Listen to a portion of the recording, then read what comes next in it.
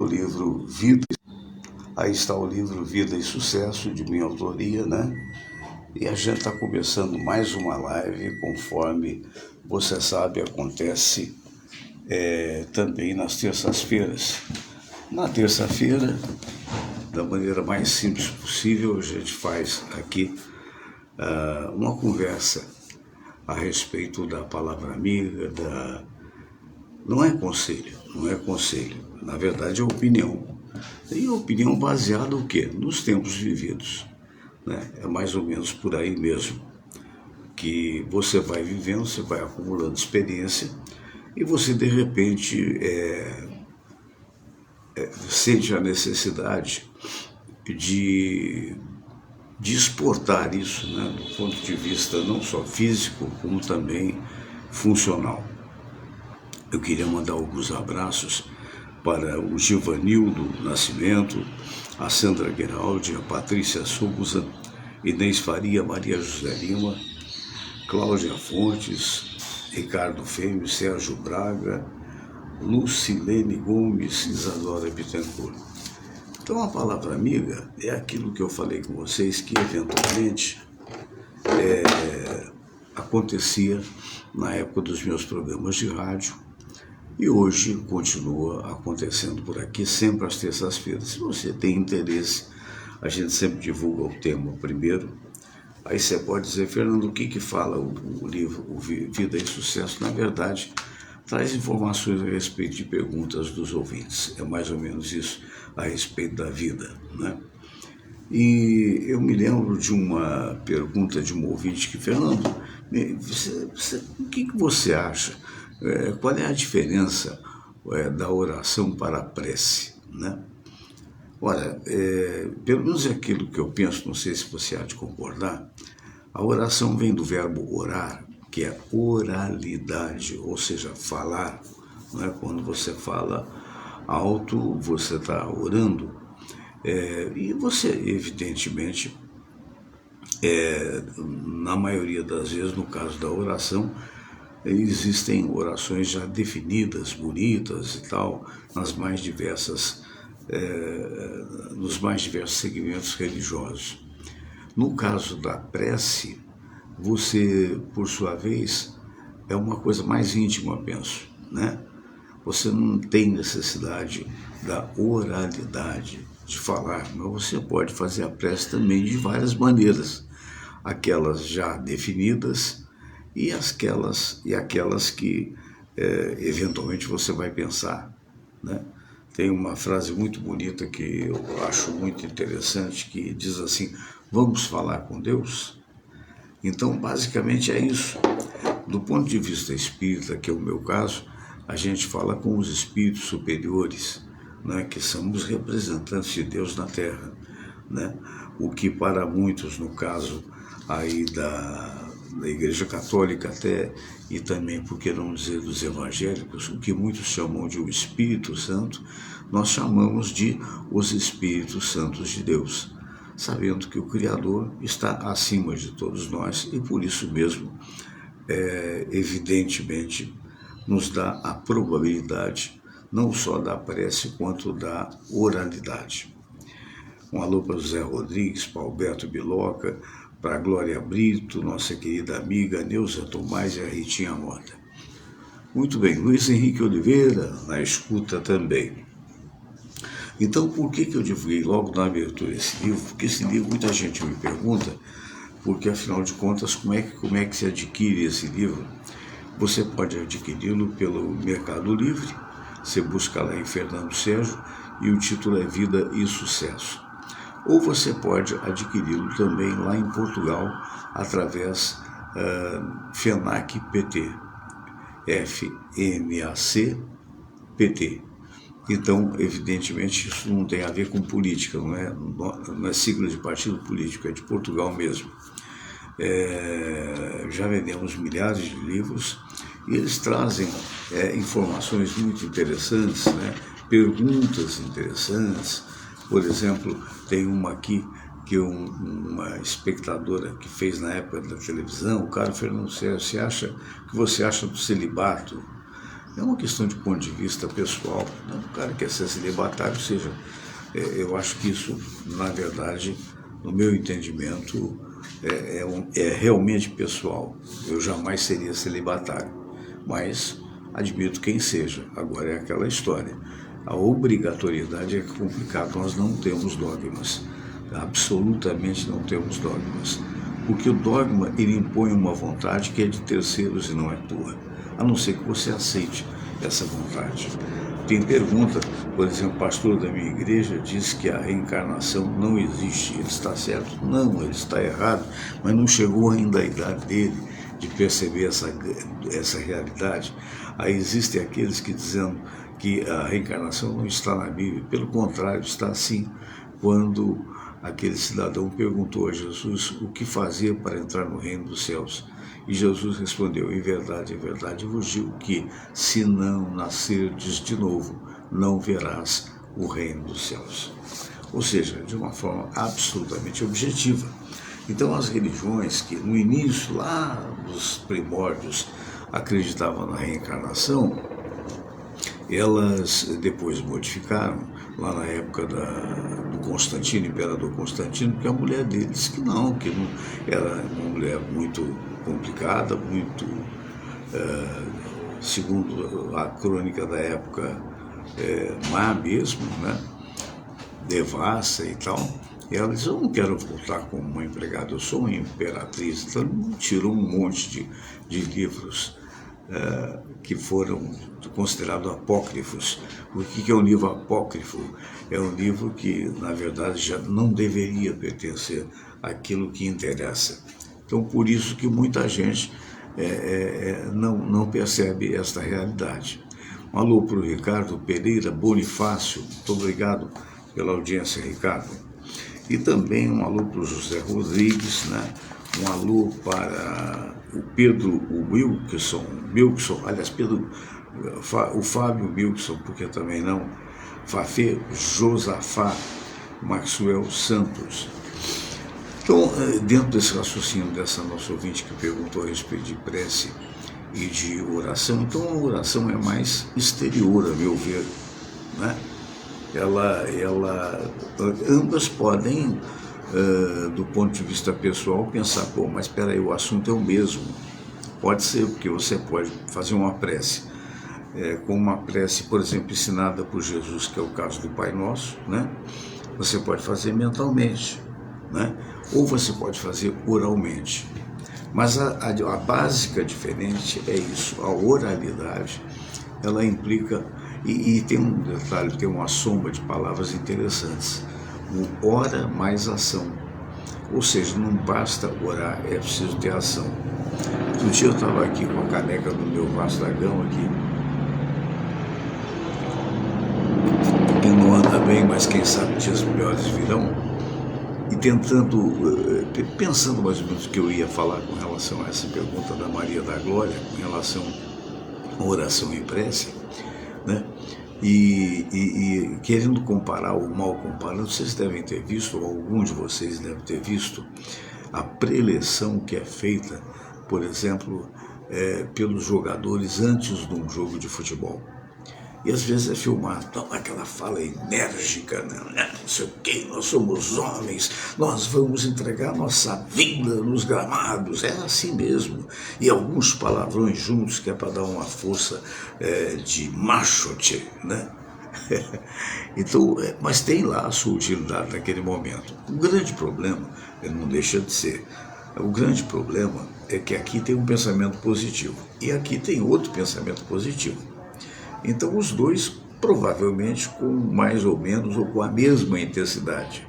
De qualquer maneira, o que vai ser decidido em campo é a tática do jogo, não é isso? Claro que você precisa ter vigor, você precisa entrar nas divididas, você precisa tentar tirar a bola do outro, tudo bem, aquilo é futebol, né? E no futebol, todos deveriam ser, como de fato são, adversários, não inimigos. Estes que estão por aí combinando brigas pela internet, enfim, cometendo violência, por conta de torcida de time de futebol, são os ignorantes, são pessoas que estão fazendo mal a si mesmos e, consequentemente, aos outros. O adversário não, o adversário passou o time de futebol, passou o jogo, eles estão, continuam amigos até onde podem ser amigos. Então por que eu quis dizer isso? Passou um helicóptero aqui perto agora e não há estúdio que resista, até porque eu estou numa cobertura.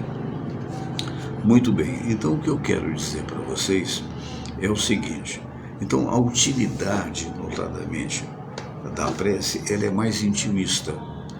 E provavelmente eu acho que até menos exposta, é mais sincera, é mais íntima.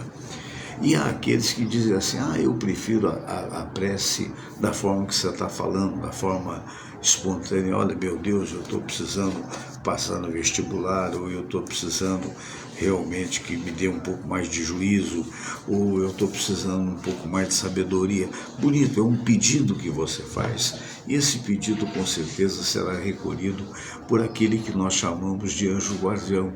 Alguns chamam de anjo guardião, eu chamo de espírito elevado. Sempre nós temos um que eventualmente nos protege, não é?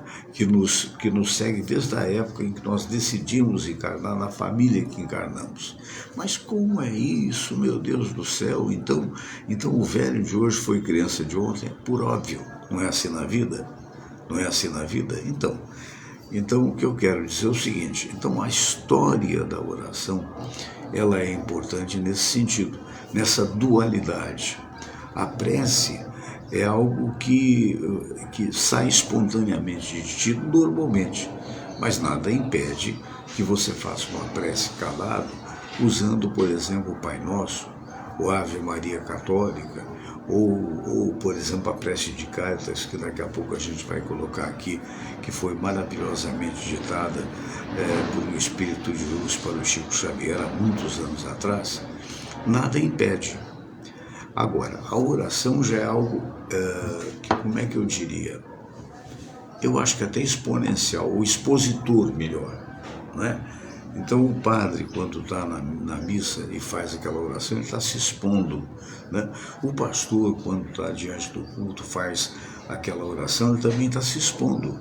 Ou eu mesmo, quando eventualmente faço uma oração pública, eu fazia isso no rádio muitas vezes, eu estava me expondo, não é? Então aí depende também da sinceridade, depende, porque a prece tem uma possibilidade, talvez, de ser um pouco mais sincera em função do intimismo, não é? Mas as duas têm validade. Eu tenho um amigo psicanalista que é ateu, mas ele diz dentro da psicanálise dele que a prece tem muita utilidade. Por quê? Porque mesmo ele sendo ateu, logo ele não acredita na mente espiritual que aqui está, logo ele não acredita na vida após a morte, muito menos ele acredita em Deus. Mas acontece que ele percebe, dentro da cultura dele, ele percebe de que naquele momento que você tem uma fala sentida, não importa chamando de meu Deus, de Buda, do que for, na cabeça dele, você dizendo, eu preciso vencer esse obstáculo, eu preciso vencer essa doença, eu preciso tomar uma atitude na minha vida e tal, você está jogando isso. Nós temos aqui o consciente, nós temos o subconsciente. Você está jogando para o subconsciente. E o subconsciente, você estaria fazendo uma espécie, na cabeça desse psicanalista, uma espécie de auto-hipnose. E que com grandes possibilidades do acerto. Então, de conquista daquilo que eventualmente você estaria pedindo na prece. Veja bem, a mentalidade de um psicanalista ateu. O que não quer dizer que todos os psicanalistas e psicólogos ateus pensem assim. Não. Estou dizendo de um, que de uma certa forma quase explica o que ele não sabe. O que ele não sabe é que nós somos espíritos criados por uma força que nós chamamos de Deus. Deus não é uma pessoa. O maior representante de Deus na face da Terra foi e é Jesus, que para nós espíritas nós o consideramos o governador do sistema planetário. aquele ser extraordinário de luz, o mais elevado espírito que passou e ainda permanece no orbe terrestre. O que é o orbe terrestre? É onde nós todos habitamos. É, na verdade, a esfera, é, na verdade, a Terra, por assim dizer. Então, o que muda? Não muda nada, ele é o representante de Deus. Não é? Se você buscar na Bíblia, você vai ver que Jesus é uma figura fantástica que todo tempo fala: Pai, afasta de mim esse cálice. E sabia que era duro, porque foi difícil. Dizem aqueles espíritos mais elevados que Jesus, para poder encarnar, digamos assim, levou 1000 anos de preparação, porque tal a grandiosidade do seu espírito para caber num corpo humano que, por mais forte que fosse, seria infinitamente mais fraco do que ele sempre foi. Então ele veio para nos salvar, sim. Nos salvar de quê? Nos salvar da ignorância. Nos salvar, ele não veio fundar religião nenhuma. Não veio fundar religião nenhuma. As religiões são importantes? São. Fernando, eu me identifico com o Testemunha de Jeová. Parabéns. Fernando, eu me identifico com a Igreja Universal. Parabéns. Eu me identifico com a Igreja Católica. Parabéns. Mas eu quero dizer para vocês que isso não será para sempre. Por que não será para sempre? Porque qual foi realmente o tema que Jesus veio nos trazer? Veio nos trazer o amor. Ama teu próximo como a ti mesmo. Ama teu próximo como eu vos amei. Então, o amor, em momento algum, existe uma parte que é atribuída até interessante, que aí cada um briga por essa realidade, em que é citado nos 4 evangelhos, em que Jesus fala para o Pedro, né, São Pedro para os católicos, e fala: Pedro, tu és pedra, e sobre esta pedra fundarei a minha igreja. Na verdade, no aramaico, fundarei minha assembleia. E a assembleia é onde estão todos reunidos.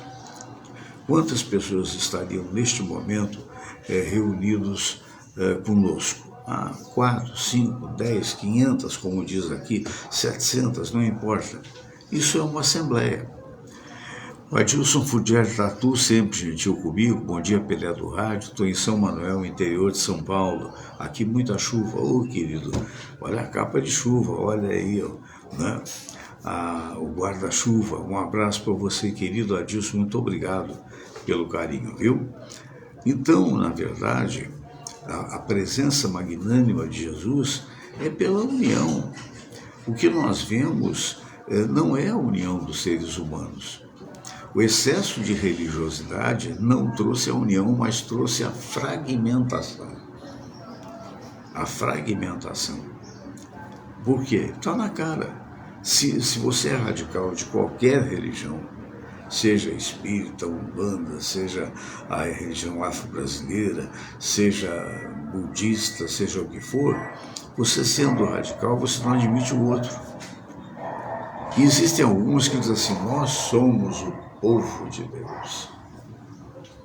Imagine que loucura, que bobagem, porque se somos crias do Criador, se nós fomos criados, todos somos o povo de Deus, até os ateus. E a bem da verdade, existe muito ateu, que muitas das vezes é melhor do que muito cristão. Então, a partir de um determinado momento, a partir do exemplo magnífico que Jesus nos trouxe e nos traz no dia a dia, surgiram as diversas religiosidades. Algumas delas muito baseadas em dinheiro, né? Nós queremos dinheiro, queremos dinheiro, queremos dinheiro, e dando muito pouco aos seus. E até algumas tratando Jesus como se gerente de banco, ou pior, dono de, nada pior, nada contra o dono de banco, mas dono de banco a gente sabe que é rico, como se fosse dono de banco. Acredita em mim que eu te dou um carro do ano. Acredita em mim que eu te dou um apartamento maravilhoso, não é? O jeito vai nessa. E se eventualmente ele compra com sacrifício ou não, ele vai atribuir que foi Jesus que deu. Quando, na verdade, o progresso que Jesus espera de todos nós é o progresso moral. Essas religiões todas não serviram para deixar de haver guerras no mundo. Ainda ontem aconteceu mais uma tragédia lá na faixa de Gaza. Não sei se vocês ouviram, foi mais uma vez bombardeada e mais uma vez acabou matando um médico e seus 9 filhos. Dizem até, eu vi isso na TV, acho que Bandeirantes, me parece, dizem que até para as crueldades cometidas naquela região, isso aí fez com que as pessoas ficassem mais sentidas. Isso é amor do Cristo. Qual é o país mais evangélico que tem? É os Estados Unidos. E qual é o país que mais agride os outros do ponto de vista militar? Hein? E, no entanto, acreditam em Jesus, como nós acreditamos também. Mas cadê a prática? Cadê o ama teu próximo como a ti mesmo? Essa é a pergunta. Isso acontece também de outros lados também, a bobagem que foi feita pelo Hamas quando matou as 1.000 pessoas e que deu origem a essa guerra fratricida, né? É o tal negócio, mas porque o outro matou 1.000, você tem que matar 60.000.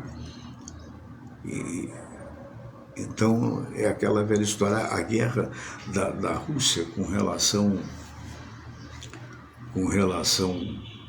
ao outro país limítrofe, é apenas para a Ucrânia, é apenas para tomar terreno, para querer ser maior do que já é, sendo que a Rússia já é o maior país do mundo do ponto de vista territorial. Quer dizer, então, essas religiões estão todas falhando, porque aí chegou ontem aí um sino fantástico, extraordinário, que vai bater na Basílica do Pai Eterno, no meio de um país cheio de miserabilidade, no meio de um país cheio de problemas, com pessoas dormindo na rua, com outras se matando umas às outras do ponto de vista da insegurança que, no geral, gera nas chamadas cidades grandes. Então, as prioridades estão equivocadas. Essa é que é a verdade. Acreditar que vai ser um sino, ou vai ser um quadro, ou vai ser uma imagem, ela pode ser sim um ponto de fé, eu acho que pode. Mas, evidente, está faltando o quê? Igualdade. Igualdade. Um abraço para a Jane Mary, um abraço para Maria Fialho, querida. Bom dia para você também. Então, é para refletir. É para refletir, não é? Há certas coisas que continuam da mesma forma que sempre aconteceu no mundo. Agora eu estava olhando aí na janelinha ali, aqui do estúdio, e estava vendo um beija-flor, que a gente tem aquela coisinha de água, né? E num momento me passou na cabeça que eu preciso botar água ali, água com açúcar para os bichinhos. Então, é aquela velha história. A gente, na vida, precisa um pouco dessa água com açúcar, digamos assim. E não com as atrocidades que estão sendo cometidas, muitas delas em nome de Deus. Os maometanos falando de Maomé, os americanos, nessas horas, não pensam nem em Jesus, não levam a mão, não pensam, né? Vão ficar lá na sua vidinha e, de repente, cometendo as dificuldades que cometem ao longo do mundo. Nada contra o americano em si, nada contra os Estados Unidos em si, mas acontece que essa forma de administrar o mundo, quer dizer, primeiro que não precisamos de administradores, não é? A gente precisa no convívio pacífico, e esse convívio é de fundamental importância, porque foi Jesus que nos disse: amai-vos uns aos outros como eu vos amei. Então fica assim essa modesta mensagem do dia de hoje, e nós vamos agora àquela promessa que é dívida, né? A promessa da prece de Cáritas, tá bom? Que até foi um presente que me deu um ouvinte chamado Luciano Gomes. Eu quero mandar um abraço para ele também. Vamos lá? Todos rezar a prece de Cáritas e depois a oração ecumênica que um dia Jesus nos ensinou. Deus nosso Pai, que sois todo poder e bondade, dai a força àqueles que passam pela provação. Dai a luz àquele que procura a verdade. Põe no coração do homem a compaixão e a caridade. Deus, dai ao viajor a estrela guia, ao aflito a consolação, ao doente o repouso. Pai, dai ao culpado o arrependimento, ao espírito a verdade, à criança o guia, ao órfão o pai. Senhor, que vossa bondade se estenda sobre tudo que criastes. Piedade, Senhor, para aqueles que não vos conhecem. Esperança para aqueles que sofrem. Que a vossa bondade permita aos Espíritos Consoladores derramarem por toda parte a paz, a esperança e a fé. Deus, um raio, uma faísca do vosso amor pode iluminar a terra. Deixai-nos beber nas fontes dessa bondade fecunda e infinita, e todas as lágrimas secarão, todas as dores se acalmarão. Um só coração, um só pensamento subirá até vós, como um grito de reconhecimento e de amor. Como Moisés sobre a montanha, nós vos esperamos com os braços abertos, ó bondade, ó beleza, ó perfeição. E queremos de alguma forma alcançar a vossa misericórdia. Deus, dai-nos a força de ajudar o progresso a fim de subirmos até vós. Dai-nos a caridade pura, dai-nos a fé e a razão, dai-nos a simplicidade que fará de nossas almas o espelho onde há de se refletir a vossa santa imagem.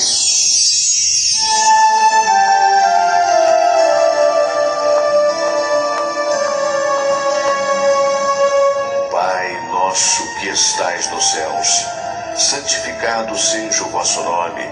Venha a nós o vosso reino. Seja feita a vossa vontade, assim na terra como no céu. O pão nosso de cada dia nos dai hoje. Perdoai, Senhor, as nossas ofensas, assim como nós perdoamos aqueles que nos ofenderam. E não nos deixeis cair em tentação, mas livrai-nos de todo o mal. Porque teu é o poder, e tua é a glória, por todo sempre. Amém. Pois é, minha gente, então chegamos ao final do programa do dia de hoje, né? E estamos aí, né, mais uma vez com vocês, juntamente, participando aqui do programa. Um grande abraço a todos vocês e até quinta-feira, quando estaremos aqui com o nosso querido amigo, o professor, o grande psicólogo, nosso querido Luiz Aibinder. Forte abraço.